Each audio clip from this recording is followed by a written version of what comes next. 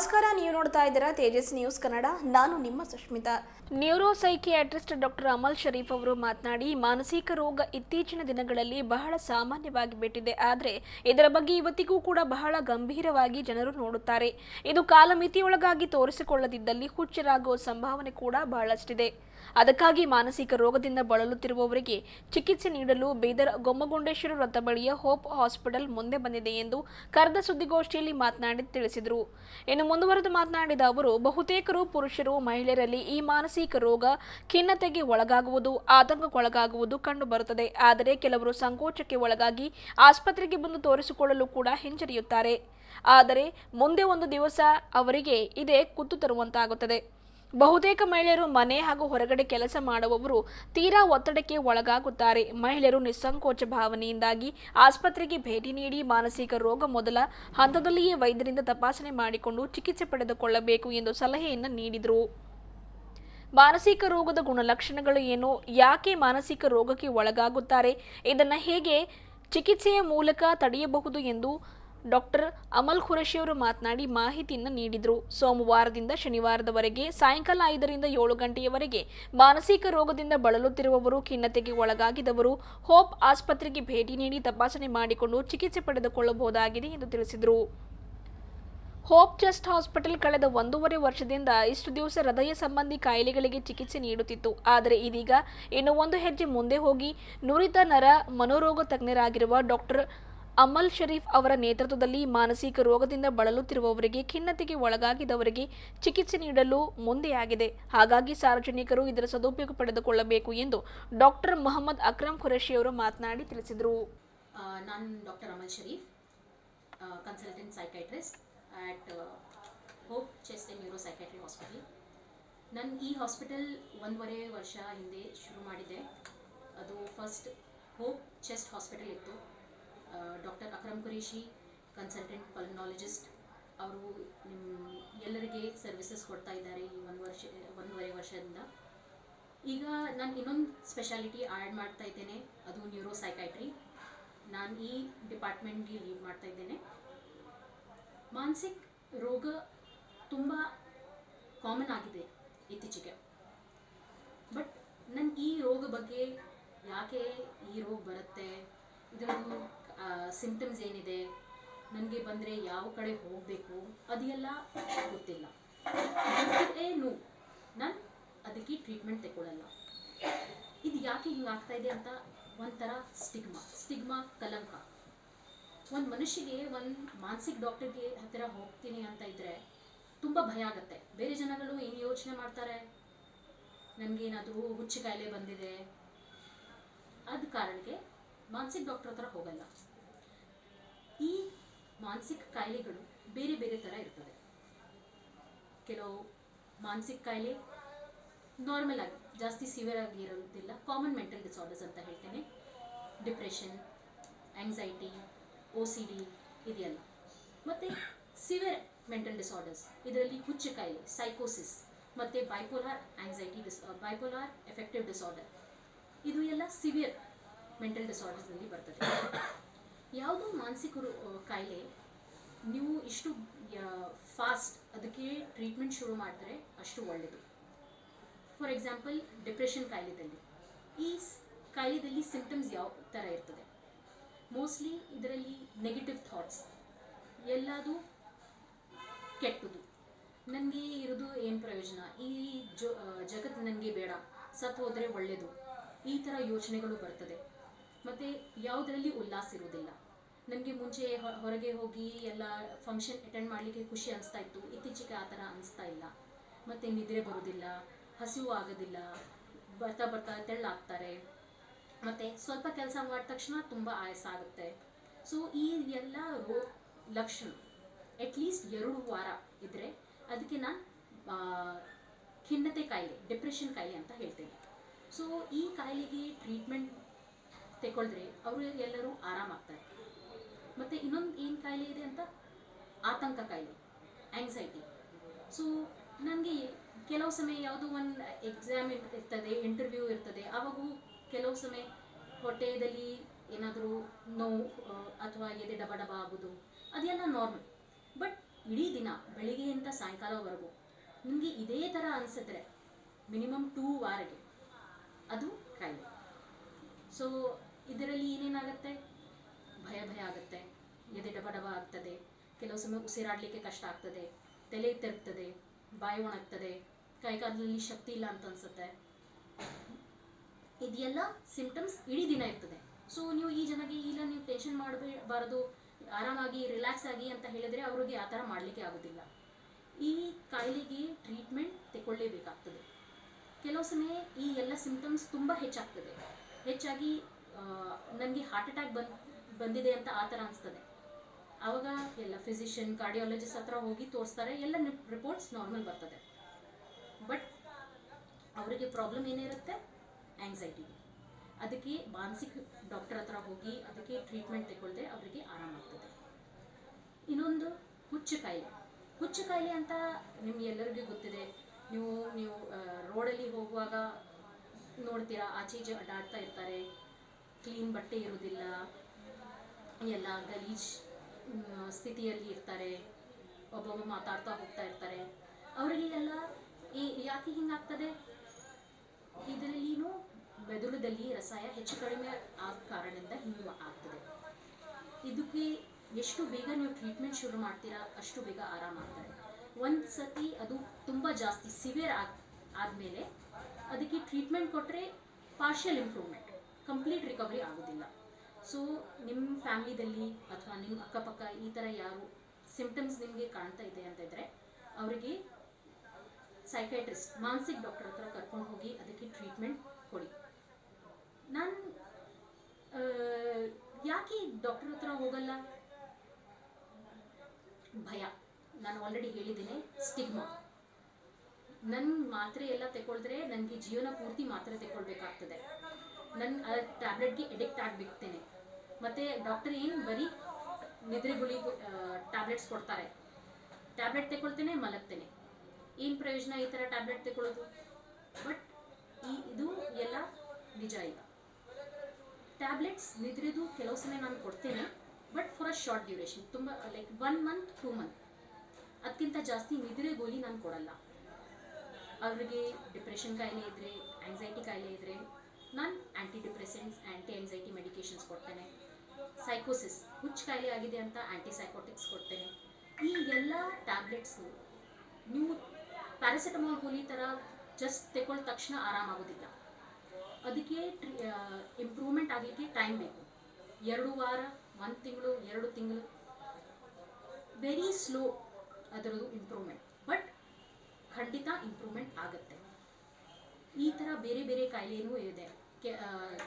ನಾನು ಹೇಳಿದ್ದೇನೆ, obsessive compulsive disorder, ಒಂದೇ ಕೆಲಸ ಪದೇ ಮಾಡೋದು, ಪದೇ ಡೌಟ್ ಬರೋದು, ನಾನು ಇದು ಮಾಡಿದ್ದೇನೇನೋ ಇಲ್ವೋ ಅಂತ. ಮತ್ತು ಇದು ಸೊಮ್ಯಾಟೋಫಾರ್ಮ್ ಡಿಸಾರ್ಡರ್. ಕೆಲವು ಸಮಯ ನನಗೆ ನಿಜವಾಗ್ಲೂ ಯಾವುದು ನೋಡುವಾಗ ಅಥವಾ ಟೆಸ್ಟಿಂದ ಎಲ್ಲ ನಾರ್ಮಲ್ ಇರ್ತದೆ, ನನ್ನ ಹೊಟ್ಟೆ ನೋವು ಇದೆ, ಟೆಸ್ಟಲ್ಲಿ CT ಯಲ್ಲಿ MRIದಲ್ಲಿ ಎಲ್ಲ ನಾರ್ಮಲ್ ಇದೆ, ಬಟ್ ಅವರಿಗೆ ಹೊಟ್ಟೆ ನೋವು ಆಗ್ತದೆ. ಅಥವಾ ಕೆಲವು ಸಮಯ ತಲೆನೋವು, ತಲೆ ಭಾರ, ಕುತ್ತಿಗೆ ನೋವು, ಕೈಕಾಲು ನೋವು, ಬಟ್ ಎಲ್ಲ ಟೆಸ್ಟ್ ಮಾಡುವಾಗ ನಾರ್ಮಲ್ ಇರ್ತದೆ. ಪದೇ ಬೇರೆ ಡಾಕ್ಟರ್ ಹತ್ರ ಹೋಗ್ತಾರೆ, ಎಲ್ಲ ಡಾಕ್ಟರ್ ಅದೇ ಹೇಳ್ತಾರೆ, ಎಲ್ಲ ನಾರ್ಮಲ್ ಇದೆ, ನಿಮಗೆ ಏನು ತೊಂದರೆ ಇಲ್ಲ, ಬಟ್ ಅವರಿಗೆ ನೋವು ಕಡಿಮೆ ಆಗೋದಿಲ್ಲ. ಈ ಕಾರಣ ಮೆಂಟಲ್ ಅಥವಾ ಸೈಕಲಾಜಿಕಲ್ ಪೇನ್ ಹೇಳ್ತೇನೆ. ಕೆಲವು ಸಮಯ ನನಗೆ ತುಂಬ ಜಾಸ್ತಿ ಸ್ಟ್ರೆಸ್ಸಿಂದ ನನ್ನ ಮೈಂಡ್ ಏನು ನೋವು ಇಲ್ಲದಿದ್ದರೆ ನನಗೆ ನೋವು ಥರ ಫೀಲ್ ಆಗ್ತದೆ. ಅದಕ್ಕೆ ಕೆಲವು ಸಮಯ ಅಂಡರ್ಲೈನ್ ಏನಾದರೂ ಡಿಪ್ರೆಷನ್, ಆ್ಯಂಗ್ಸೈಟಿನೂ ಇರಬಹುದು. ಕೆಲವು ಸಮಯ ಬರೀ ಸ್ಟ್ರೆಸ್ ನನಗೆ ಈ ಸ್ಟ್ರೆಸ್ಸಿಂದ ಹೊರಗೆ ಹೇಗೆ ಬರೋದು, ನನಗೆ ಈ ಸ್ಟ್ರೆಸ್ ಹೇಗೆ ಮ್ಯಾನೇಜ್ ಮಾಡೋದು, ಯಾರ ಹತ್ರ ಹೇಳೋದು. ಯಾವಾಗೋ ನೀವು ನಿಮ್ಮ ಪ್ರಾಬ್ಲಮ್ಸ್ ನಿಮ್ಮ ಒಳಗೆ ಇಡ್ತೀರಾ, ಅದು ಸೆಪ್ರೆಸ್ ಮಾಡಿ ಇಡ್ತಾ ಇರ್ತೀರಾ, ಮತ್ತು ನಿಮ್ಮ mental pain converts into physical pain. ಮಾನಸಿಕ ನೋವು ಬಾಡಿಲಿ ಪೇನಲ್ಲಿ ಕನ್ವರ್ಟ್ ಆಗ್ತದೆ.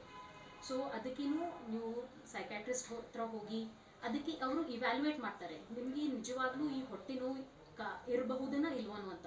ಸ್ಕ್ಯಾನ್ ಎಲ್ಲ ಬೇಕಾದರೆ ಮಾಡಲಿಲ್ಲ ಅಂತ ಇದ್ದರೆ ಇನ್ನೊಂದ್ಸತಿ ಮಾಡಿ ಎಲ್ಲ ನೋಡ್ತಾರೆ, ಎಲ್ಲ ಆರಾಮಿದೆ ಅಂತ ಇದ್ದರೆ ಮತ್ತೆ ಇವ್ಯಾಲ್ಯೂಯೇಟ್ ಮಾಡ್ತಾರೆ. ಏನಾದರೂ ಅಂಡರ್ಲೈನ್ ಸ್ಟ್ರೆಸ್ ಇದೆ ಅದಕ್ಕೆ ಹೇಗೆ ಮ್ಯಾನೇಜ್ ಮಾಡಬೇಕು ನೀವು, ಮತ್ತು ಅಂಡರ್ಲೈನ್ ಡಿಪ್ರೆಷನ್ ಆಂಗ್ಸೈಟಿ ಇದ್ದರೆ ಅದಕ್ಕೆ ಟ್ರೀಟ್ ಮಾಡ್ತೇನೆ. ಸೊ ಇದೆಲ್ಲ ಬೇರೆ ಬೇರೆ ಮಾನಸಿಕ ರೋಗಗಳು.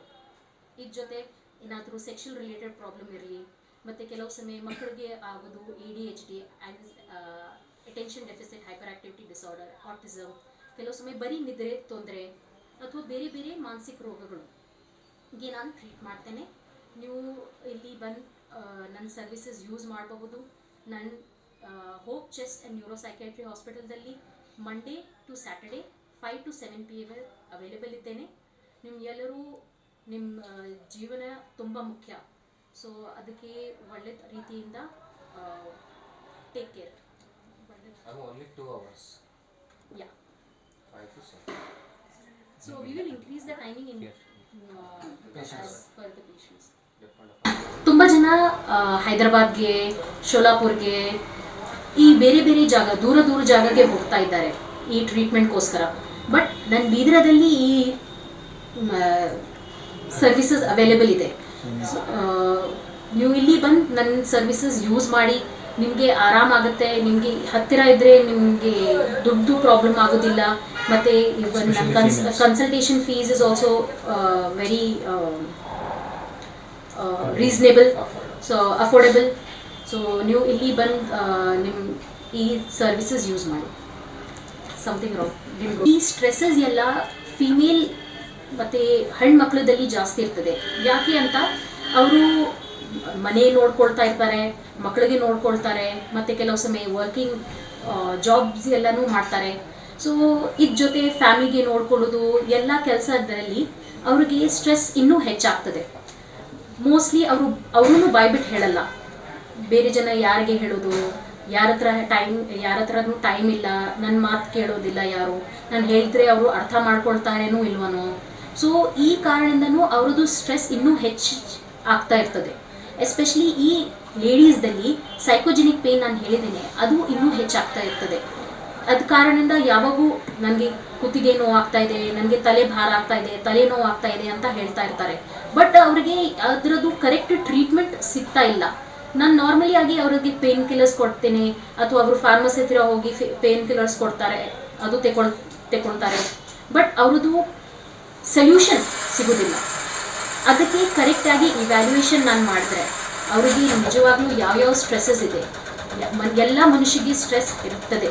ಬಟ್ ಆ ಸ್ಟ್ರೆಸ್ಗೆ ಹೇಗೆ ಮ್ಯಾನೇಜ್ ಮಾಡಬೇಕು, ಅದಕ್ಕೆ ಸೈಕೋಥೆರಪಿನೂ ಕೊಡ್ತೇನೆ. ಮತ್ತು ಅದ್ರ ಜೊತೆ ಬೇರೆ ಏನಾದರೂ ಪ್ರಾಬ್ಲಮ್ ಇದ್ದರೆ ಅಂಡರ್ಲೈನ್ ಅದಕ್ಕೇನು ಟ್ಯಾಬ್ಲೆಟ್ಸ್ ಎಲ್ಲ ಕೊಟ್ಟು ಟ್ರೀಟ್ಮೆಂಟ್ ಕೊಡ್ತೇನೆ. मैं डॉक्टर अकरम कुरैशी। ये होप चेस्ट हॉस्पिटल स्टार्ट होकर 1.5 ईयर हुआ है। सो हम जब से स्टार्ट किए हैं, जो रेस्पिरेटरी केसेस हैदराबाद जाते थे, जो रेस्पिरेटरी दम से शिकायत से जो भी दम के पेशेंट्स जाते थे हैदराबाद, तो हमको लगता ऐसा है कि हम आने से वो पेशेंट अभी हैदराबाद नहीं जा रहे हैं। अलहमदिल्ला हम लोग सर्विस यहीं दे रहे हैं। हमारे पास अच्छे से ICUs है, हर चीज़ जो हैदराबाद में अवेलेबल होती है रेस्पिरेटरी से रिलेटेड, स्कूपी रहने दो, सारे टेस्ट रहने दो, हम अंडर वन रूफ रेस्पिरेटरी का एक चेस्ट हॉस्पिटल जो चल रहा है, इससे हमको बहुत अच्छा भी रिस्पॉन्स भी मिला है। और बहुत सारे पेशेंट जो सीरियस है वहाँ जाके लाखों रुपया डालते थे, यहाँ हम लोग इसको बहुत अच्छे से हैंडल किए हैं और लोग हम पे ट्रस्ट भी कर रहे हैं। ये हमारी खुशनसीबी है, हम आए यहाँ पर यहीं के होकर, बहुत कम उम्र में हम लोग को लोग हम पे ट्रस्ट भी करे हैं और इसका भगवान की कृपा से हम लोग इन पर रिज़ल्ट भी आया है और लोग हमसे खुश भी हैं या दिखाए भी हैं। हाँ, बहुत सारी चीज़ें हर किसी को 100% सेटिस्फाई तो नहीं कर सकते, लेकिन जहाँ तक हमने देखा है, हमने जो रिव्यूज़ लिए, हम कुछ काम किए हैं। हमारे जब से केसेस जो हैदराबाद जो सीरियस जाते थे रेस्पिरेटरी, वो तो नहीं जा रहे हैं। और रहा यहाँ के सर्विसेज, अभी मैं जितने रिव्यूज़ लिए हैं उससे हम लोग भी सेटिस्फाई हैं, हमारा स्टाफ भी सेटिस्फाई है। और लोग से हम जो मीडिया वालों से स्पेशली पूछते हैं, वो लोग भी हमको एक अच्छे से रिस्पॉन्स दिए हैं। और यहाँ की सर्विसेज में ये है कि अभी तो मैं 1.5 साल से मैं अकेला देख रहा था चेस्ट से रिलेटेड सर्विसेज, जहाँ पर ब्रोंकोस्कोपी, यहाँ पर PFTs, यहाँ पर जो भी रेस्पिरेटरी रिलेटेड इश्यूज़ थे। स्लीप स्टडी को हमने रिसेंटली स्टार्ट किया है, स्लीप स्टडी जो बहुत बिदर में कहीं नहीं होता है, हम लोगों ने स्लीप स्टडी को भी स्टार्ट किया। स्लीप स्टडीज़ भी हो रहे हैं यहाँ पर। और ब्रोंकोस्कोपी जो इधर में नहीं है, कहीं पर हम लोग स्कोपी करते हैं, इससे हैदराबाद जाने की ज़रूरत नहीं पड़ती। जो हैदराबाद में 20,000 25,000 का टेस्ट है वो हम लोग 6-7,000 में कर रहे हैं यहाँ पर। जो स्लिप स्टडी हैदराबाद में 15,000 चार्ज करते हैं। स्लिप स्टडी माने कि स्लिप स्टडी बहुत सारे जिसको गोरखे के प्रॉब्लम होते हैं, गुराटे लेते हैं, जो बार बार सोते हैं, ओबेस पेशेंट होते हैं, बहुत सारे मोटे लोग, उनको दम का बीमारी, जो अनकंट्रोल किसी में थायराइड है, जो मोटे लोग जिसको थायराइड है, जिसको बीपी है, जिसको शुगर है, जो गुराटे लेते हैं, स्लीप में बहुत सारे डिस्टर्बेंस होते हैं, वो रात में अपनी नींद पूरी नहीं कर पाते, डिस्टर्ब स्लीप, दम आने की वजह से उठ जाते हैं। तो उन लोगों के लिए डायग्नोज होने के लिए इसको अपनिया बोलते हैं, OS से ऑब्स्ट्रक्टिव स्लीप अपनिया, उसके लिए किया जाता है स्लीप स्टडी, जो कि हम लेवल 1 स्लीप स्टडी यहाँ कर रहे हैं। यहाँ अच्छे से रिजल्ट्स आ रहे हैं हमको बहुत सारे जो OSA के लिए हैदराबाद जाकर डायग्नोज होते हैं, जो 50-50 हज़ार रुपये देकर 2 दिन एडमिट होकर 1 लाख रुपए तक खर्च कर आते हैं। हम लोग मामूली एक 10-12 हज़ार में पेशेंट को विद डायग्नोसिस हम लोग रिजल्ट देकर उसको हम बाईपास हुए सारी मेडिकेशन उसके लिए आगे स्टार्ट भी कर रहे हैं। और PFT जो रह गया डायग्नोस करने के लिए कौन सा एयरवे डिसीजेस है, क्या ये आस्थमा है, COPD है, ये वो PFT से पता चलता है, वो टेस्ट हमारे पास होता है।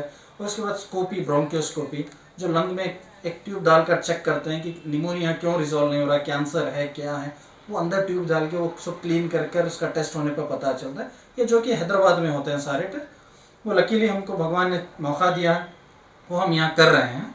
और पब्लिक सबसे इम्पोर्टेंट चीज़, हम पे ट्रस्ट भी कर रहे हैं लोग, इसका हम रिज़ल्ट भी दे रहे हैं।